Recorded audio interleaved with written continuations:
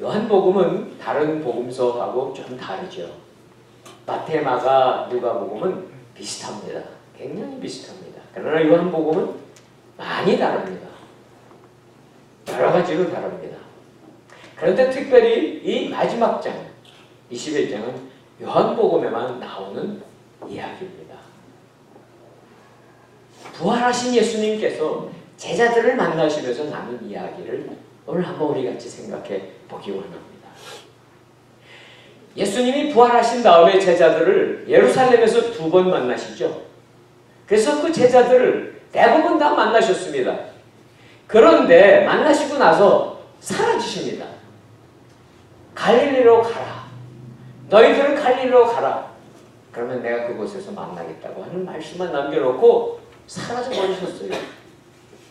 제자들은 그동안에 3년 동안 예수님이 계실 때는 기적도 행하고 병도 치료하고 귀신도 쫓고 다 했습니다.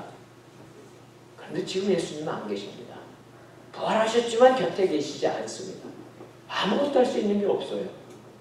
그들은 주님 말씀대로 갈릴리로 가죠. 갈릴리로 가지만 그곳에서도 할 수 있는 게 아무것도 없습니다. 답답합니다.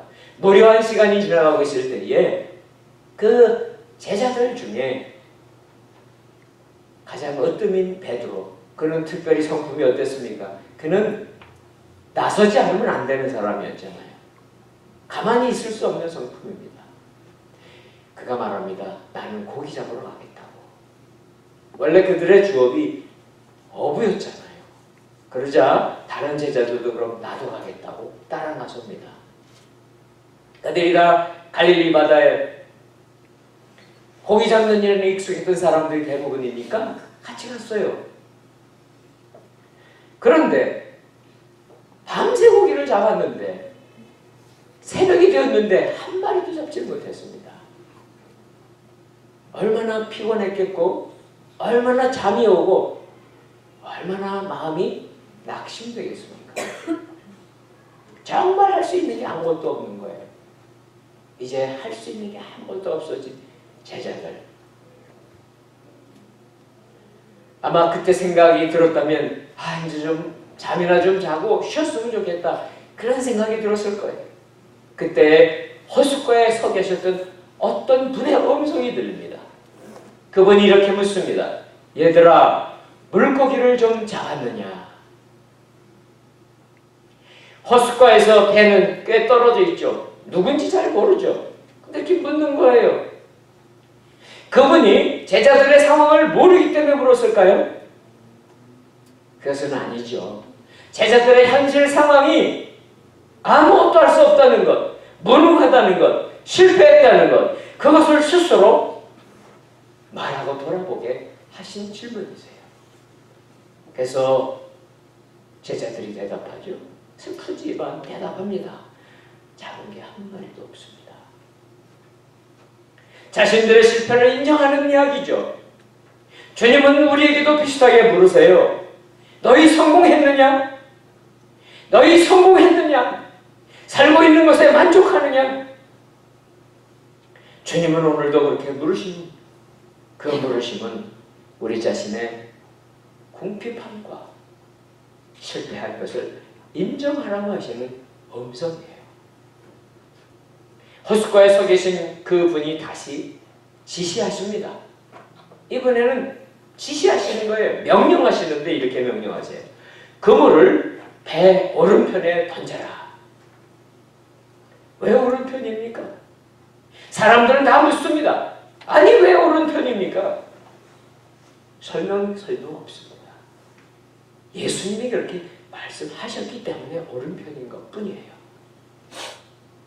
전날 밤에 제자들은 할 수 있는 거 다 했잖아요. 밤을 새서 그 갈릴리 호수가 크긴 큽니다. 그러나 밤새 다녀도 어느 곳에 고기가 있는지를 다 꿰뚫고 있는 베드로와 안드레, 야고보와 요한이 있습니다.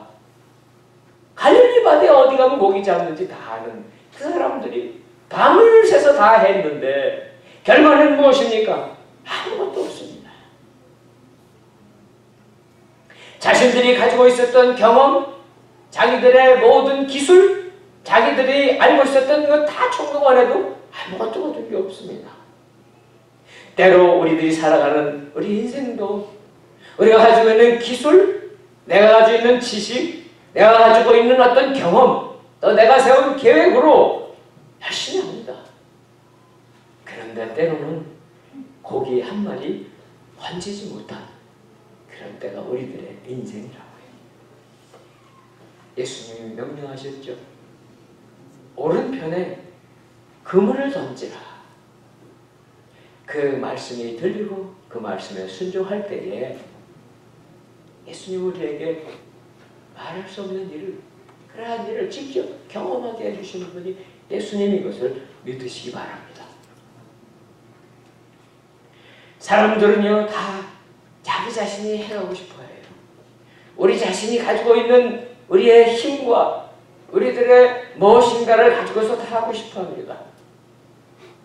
여러분이 가지고 있는 힘, 우리가 가지고 있는 힘이나 능력이 예수님이 가지고 있는 예수님의 능력과 힘과 비교해 보신 적이 있습니까? 만일 예수님이 더 잘하신다고 믿는다면, 믿음입니다. 믿는다면 더 이상 예수님을 거부하시면 안 돼요. 우리가 그동안에 불순종한 것이 있었다면 돌이키면 됩니다. 회개하면 됩니다. 예수님이 오른편이라고 오른편에 그물을 던지면 되는 거지 다치실 필요는 없습니다. 그럴 때 주님이 축복해 주신다는 그 말씀이에요. 호숫가에 서 계셨던 분이 말씀하시자 제자들이, 그 배에 탔던 제자들이 그물을 던집니다. 오른편에 던집니다. 아니, 다 해봤잖아요, 밤새. 그런데 그 그물을 들 때에 너무 무거워서, 너무 많이 잡혀서 그물을 배 안으로 올릴 수가 없었어요. 물론 여기 153마리라고 나오죠. 153마리 가지고 그물을 못 든다고 또 우리는 생각할지 몰라요. 여러분 보셨어요? 이 물고기 얼마나 큰지? 갈릴리 바다에 가보면요, 있어요. 그게 바로 베드로고기라는 거예요. 베드로 피쉬. 굉장히 큽니다. 굉장히 큰 고기예요. 배 안에 끌어올릴 수 없을 정도로 그렇게 큰 물고기를 잡자 가장 먼저 놀라는 것은 제자들이죠. 제자들이 도대체 어떻게 이런 일이 일어난 건 말인가? 이 요한복음을 쓴 사도 요한이 제일 눈치가 빨랐어요. 이때 요한이 말합니다. 주님이시다. 그 호숫가에 섰던 어떤 낯선 분이 바로 주님이신 것을 그때 깨달은 거예요. 엄청난 물고기를, 끌어올릴 수 없는 물고기를 끌어올릴 때에 그 소리를 듣고 그 다음 정신 사람이 누군지 아세요? 베드로예요. 베드로는 입고 있던 겉옷을 벗어 던지고 물로 붕덩 뛰어들어갑니다. 그리고 수영을 해서 주님에게 가는 거예요. 그리고 나서 오늘 본문이 시작돼요. 제자들은 처음에 호숫가에 서 계신 분이 누군지 몰랐습니다. 그러나 그분이 말씀하신 대로 그대로 했더니 엄청난 물고기를 잡고 나서야 주님이 것을 깨달은 거예요. 사랑하는 성도 여러분, 여러분은 예수님을 어떻게 발견하셨습니까? 어떻게 발견하시겠습니까? 주님을 발견하는 방법은 다른 게 아니에요. 주님의 말씀, 주님의 말씀에 순종해 보면 압니다. 주님의 말씀을 순종하고 나서 일이 벌어진 것을 보면 그때 하는 거지. 때로 우리들은 걸 거꾸로 생각해.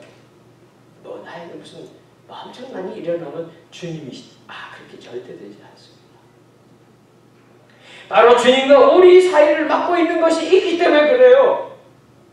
주님과 우리 사이를 막고 있는 것이 무엇일까요? 바로 죄입니다. 성경은 이렇게 말씀하고 있습니다. 요한일서 1장 9절 한번 비춰주시기 바랍니다. 같이 읽어볼까요? 시작.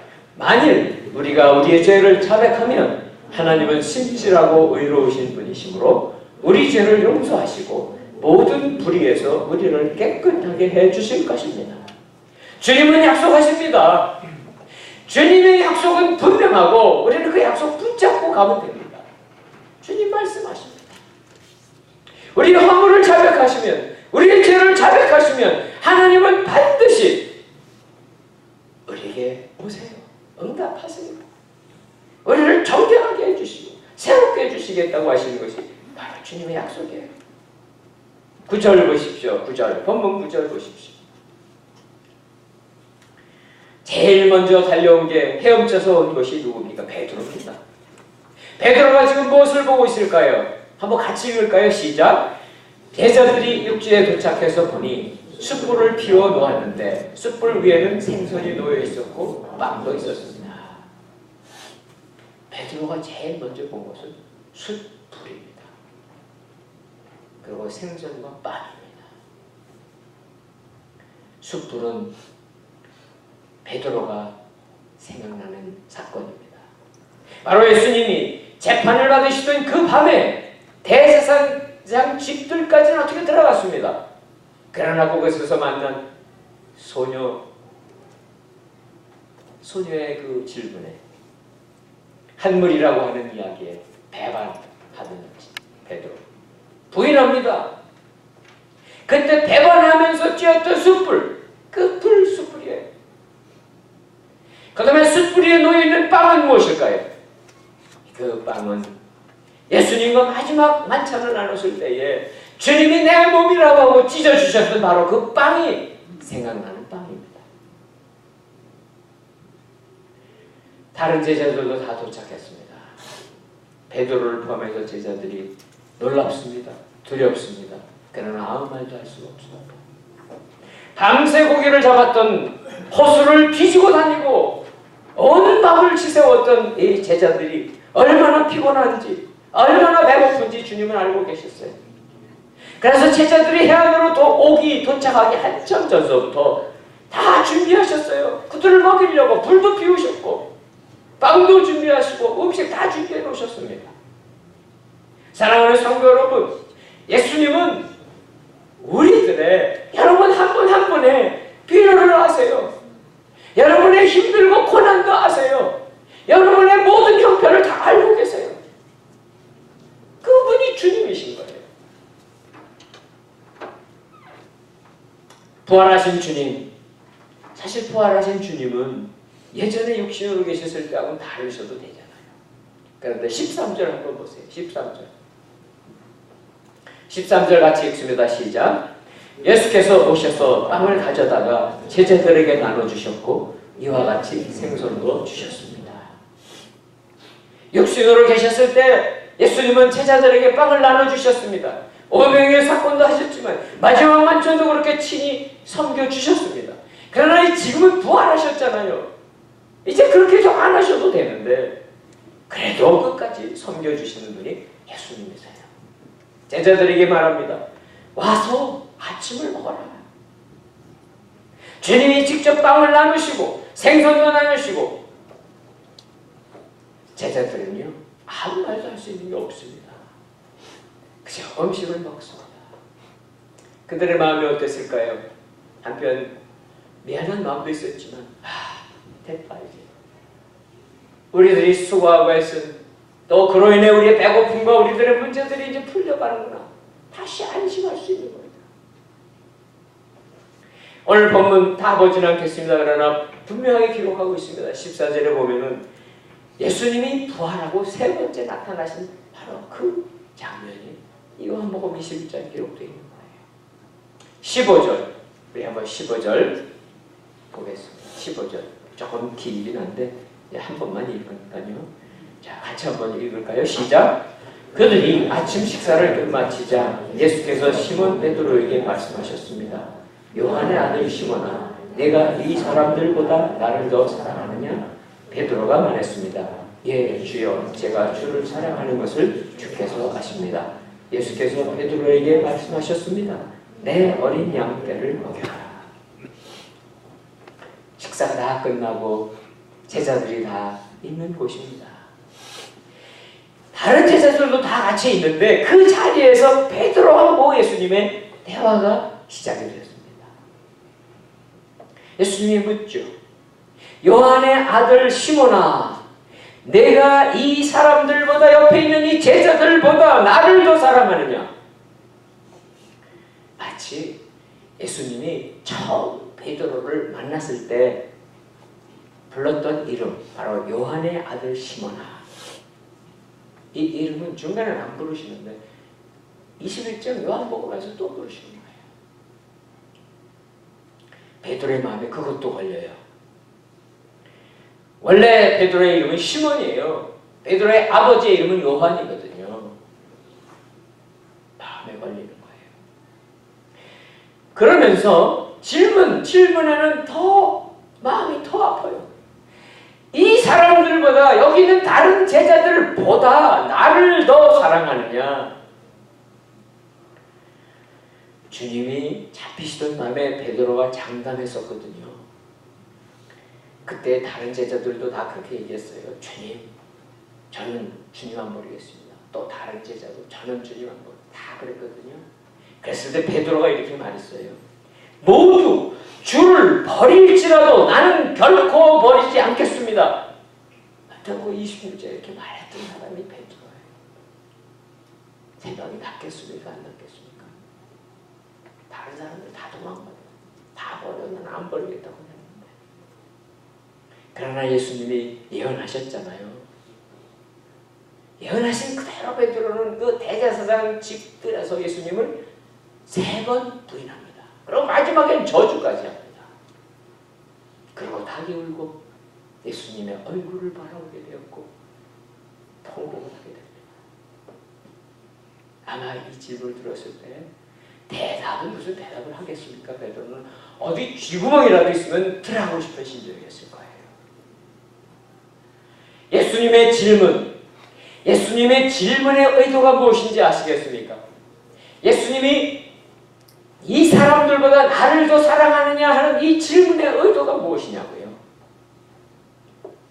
사실은요, 다른 질문의 의도가 답이 아니에요.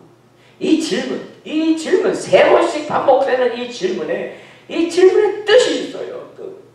첫 번째 뜻은 무엇일까요? 그것은 바로 예수님의 음성, 그 질문 속에 들어있는 예수님의 마음이거든요. 사실 예수님의 질문 뒤에는 이런 예수님의 음성이 들어있어요. 베드로야, 그래도 나는 지금도 너를 사랑하고 있어. 그 음성이 실려있는 거예요. 예수님의 고백인 거예요. 그런데 여기서 예수님이 물으신 이 사랑, 나를 사랑하느냐, 그 사랑은 아가페의 사랑입니다. 우리 사람들끼리 하는 사랑이 아니고 바로 하나님의 사랑이에요. 베드로가 대답하죠. 아마 목이 기어들어가는 소리로 대답했을 거예요. 예, 주여, 제가 주를 사랑하는 것은 주께서 아십니다. 자신이 없습니다. 할 말도 없습니다. 송구합니다.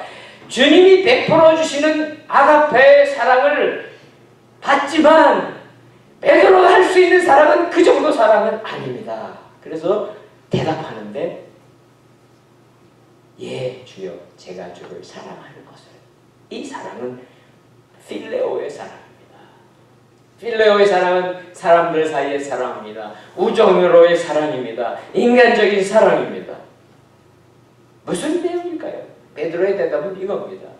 저는요, 제가 할 수 있는 이 작은 사랑이라도 드리고 싶습니다. 주님. 그런데요, 주님이 받아주실지 모르겠습니다. 그 뜻이에요. 그렇지 않아요? 보세요.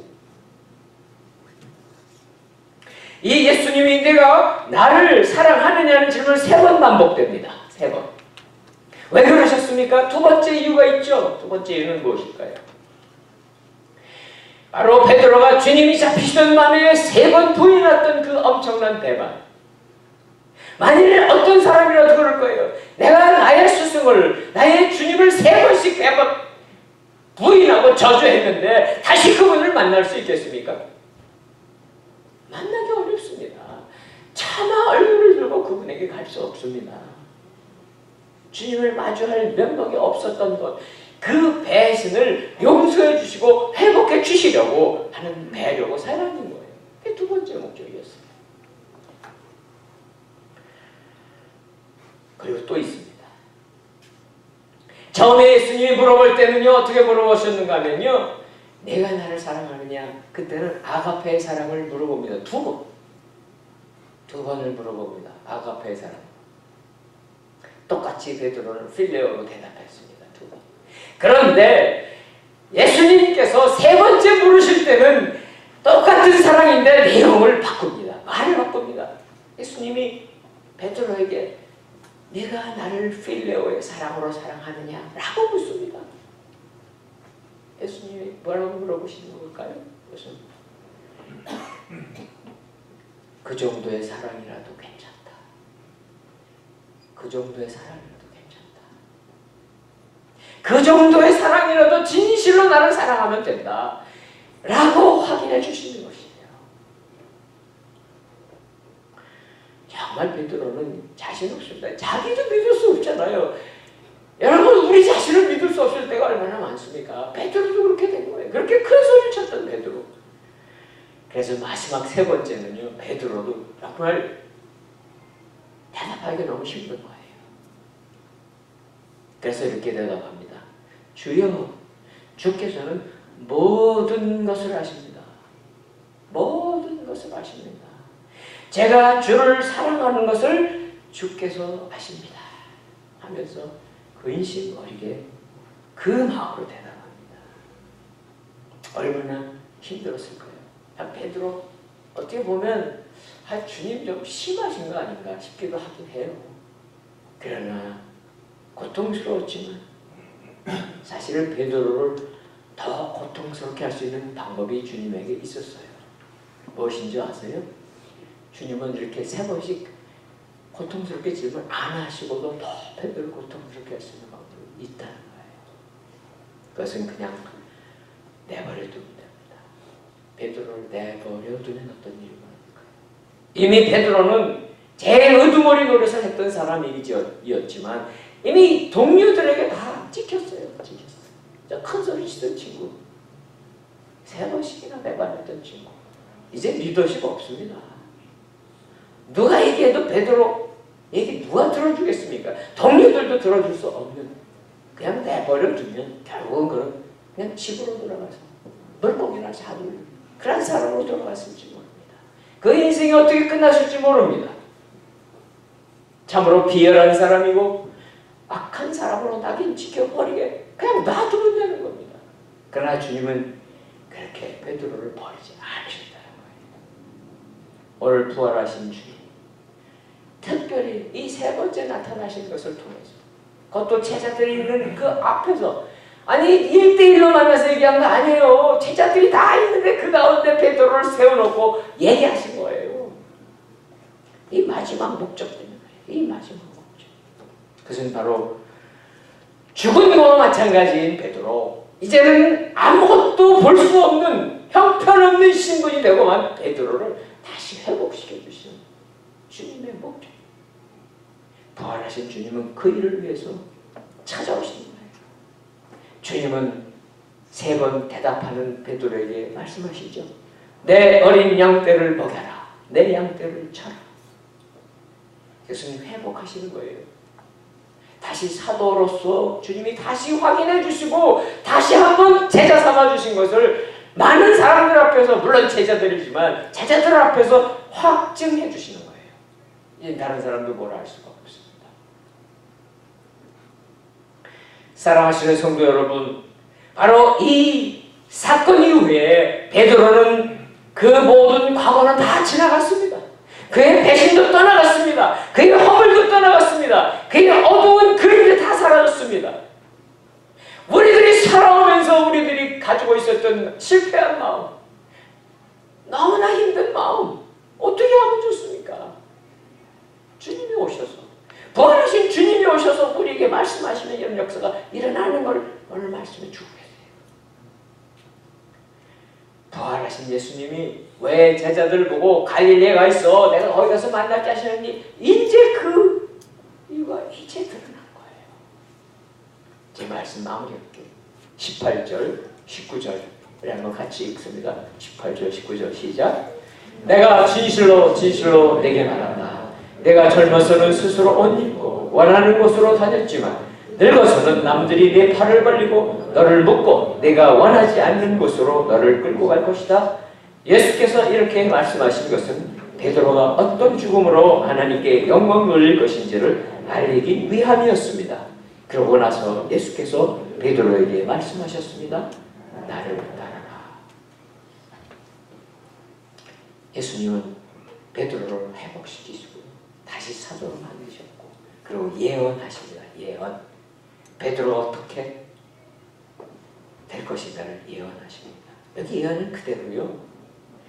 베드로는 이 사건 이후에 베드로는 완전히 또 다른 사람으로 바뀝니다. 희생합니다. 헌신합니다. 주님을 정말 사랑합니다. 자기가 할 수 있는 그 한도의 사랑으로 사랑하는 거예요. 이상적인 얘기 할 필요 없고 내가 할 수 있는 사랑. 그래서 오늘 이 19절 끝에 있는 것처럼요. 나를 따르라. 이거 하면 됩니다. 주님의 그 사랑, 그 주님이 오셔서 회복시켜 주시니 이제 베드로는 아무 잘못도 없는 사람이 된 거예요. 그리고 주님의 양떼를 맡기시는 거예요. 아마도 베드로의 뺨에서는 눈물이 흘러내렸을 것입니다. 베드로는 감동이 되어서 마음속으로 이런 말씀을 드렸을 거예요. 주님, 이제는 절대로 주님을 배반하지 않겠습니다. 죽도록 주님을 사랑하겠습니다. 결국 베드로는 이 순간을 평생 잊지 않고 삽니다. 그리고 끝에는 거꾸로 십자가에 달려서 순교하기까지 주님을 사랑합니다.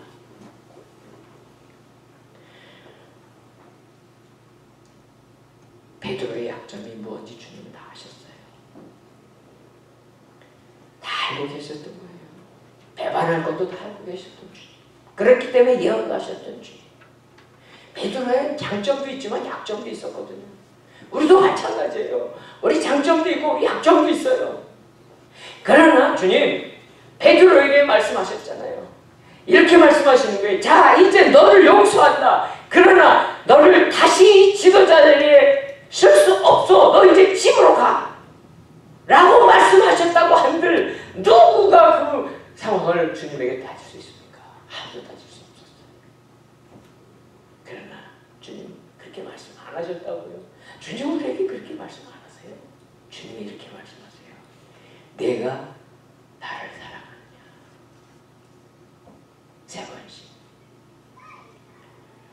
제가 주를 사랑하는 것을 주님이 아십니다. 베드로의 고백은요.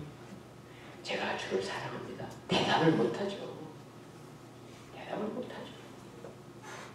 다만 주님이 받아주시면 감사하겠습니다. 주님이 내 작은 사랑을 받아주시면 감사하겠습니다. 오늘 부활하신 주님은 우리에게 똑같이 오셔서 말씀하세요. 네가 나를 사랑하느냐. 그 음성이 들리기를 바랍니다. 우리 한 분 한 분 들리기를 바랍니다. 그리고 그 음성에 대답하시면 됩니다. 제가 할 수 있는 요만큼의 사랑이라도 진실로 주님에게 드릴 테니 받아주시기 바랍니다. 그런 고백을 하고 대답할 때 사랑하시는 주님의 놀랍게 역사하시는 부활의 능력, 부활의 생명이 여러분 오늘뿐만 아니라 여러분의 살아있는 시간 속에 역사하시는 하나님의 귀한 자녀 되시기를 주님의 이름으로 축원합니다. 기도합니다.